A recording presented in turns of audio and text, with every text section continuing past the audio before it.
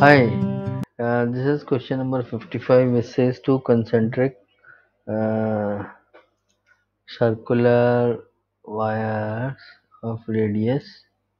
Radii R1 is 20 centimeter and R2 is equal to 30 centimeter are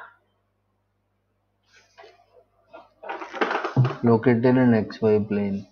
He is carrying a clockwise current of 7 ampere, and which is here in the figure. As you see, I1, both the currents I1 and I2 are in the same direction.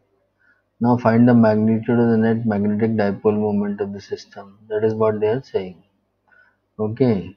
So find the magnitude of the net magnetic dipole moment, and if we are changing the current direction in the inner loop, that means the next time it becomes opposite of the outer loop current.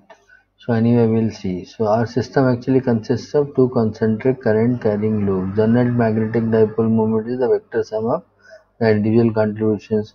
Now if you apply right hand rule, you will see that you loop your fingers around the direction of the current. So where do you get the magnetic dipole, magnetic field? You get it into the page, okay, which is perpendicular to the xy plane and into the page.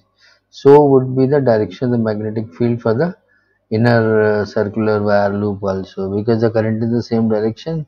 Swirl your fingers around the current direction, you get magnetic field inside the page.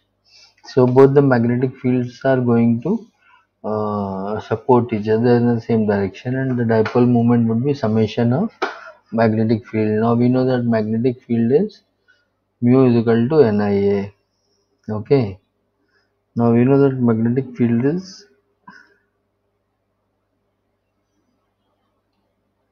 mu is equal to NIA, where N is the number of turns, I is the current in each term, and A is the area.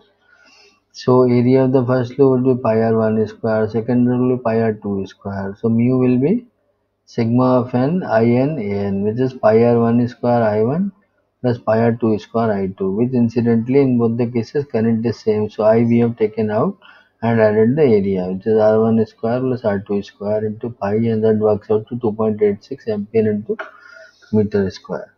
Now if we are going to reverse the current, then what happens is the inner loop's magnetic field is going to be out of the page, okay, but the value remains same, and in that case what happens is the one which is larger will rule over the smaller magnetic field.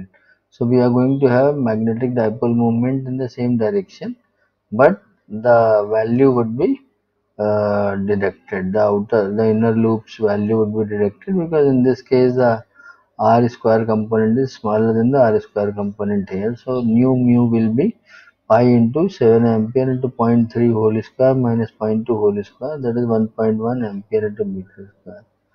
So in both the cases, direction of the dipole moments are into the page. The direction of mu is that of the normal vector into the plane of the coil, which is actually the z direction, because the coil is in xy plane. Thank you.